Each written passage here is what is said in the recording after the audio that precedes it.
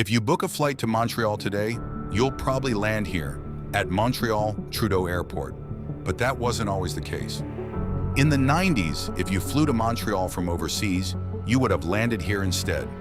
Mirabel Airport, located nearly 60 kilometers from downtown. It was built to become Canada's biggest aviation hub and replace Trudeau Airport entirely. So how does an airport built to become one of the biggest in the world end up becoming a ghost airport? Before we can understand why Mirabel failed, we first need to understand what it was supposed to be. At the time, air travel was growing at an incredible pace, and Trudeau Airport was already reaching capacity. The idea was to keep local flights coming from Canada and the US to Dorval and move all the international flights to the new big airport. The location of Saint-Scholastique was chosen, and by the year 1969, most of the expropriations had already been completed. A territory bigger than the island of Montreal was expropriated, and thousands of locals protested, but the government pushed forward. The plan was ambitious: 6 runways and 6 terminals designed to handle up to 60 million passengers by 2025. With a high-speed train system able to transport passengers from Mirabel to downtown Montreal in less than 30 minutes, or the extension of Highway 13, capable of connecting directly the airport to Montreal, the promises were very ambitious, knowing that almost none of those promises would ever become reality. The construction started in 1970, and by October 1975, the first phase is finally open. Well, almost.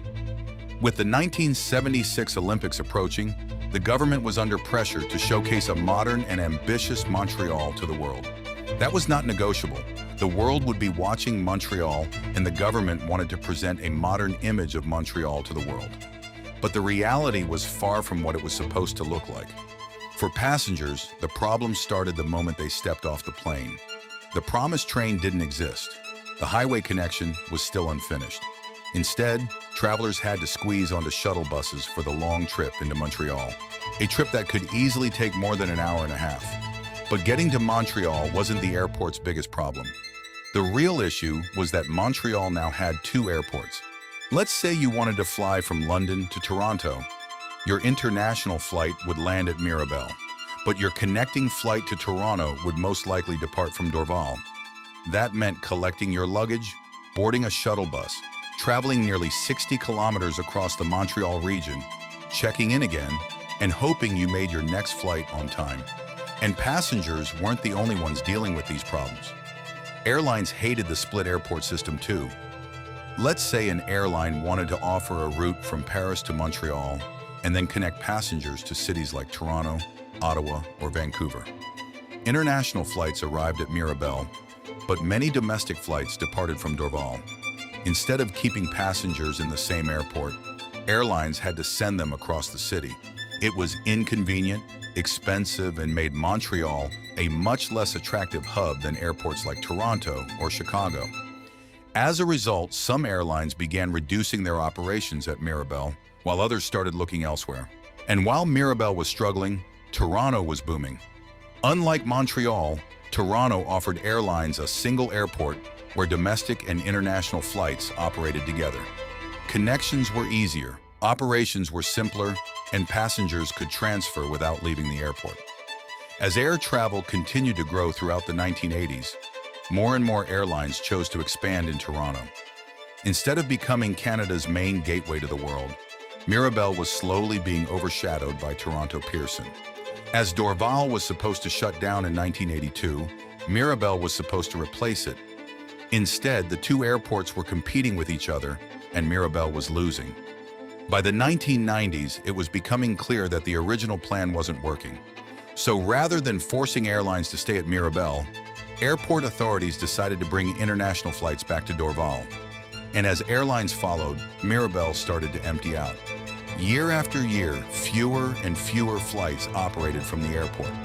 And on October 30th, 2004, an Air Transat flight to Paris became the final commercial departure in Mirabel's history.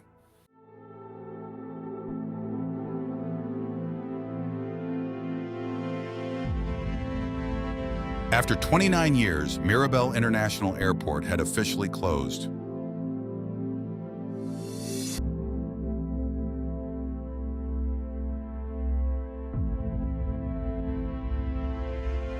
After closing, the empty terminal even appeared in Steven Spielberg's 2004 film The Terminal, starring Tom Hanks, where it doubled as New York's JFK Airport.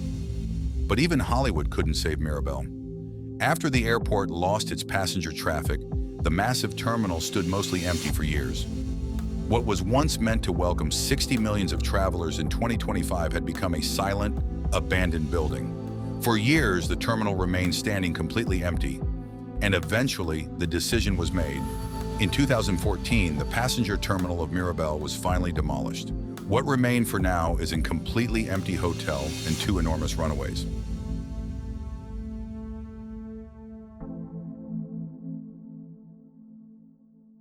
But Mirabel's story didn't end there, because even though passenger flights disappeared, the airport never fully shut down. But Mirabel didn't completely disappear. Today, the airport is no longer used for passengers, but it has become one of Canada's most important aerospace hubs. Companies like Bombardier and Airbus operate large facilities on the site.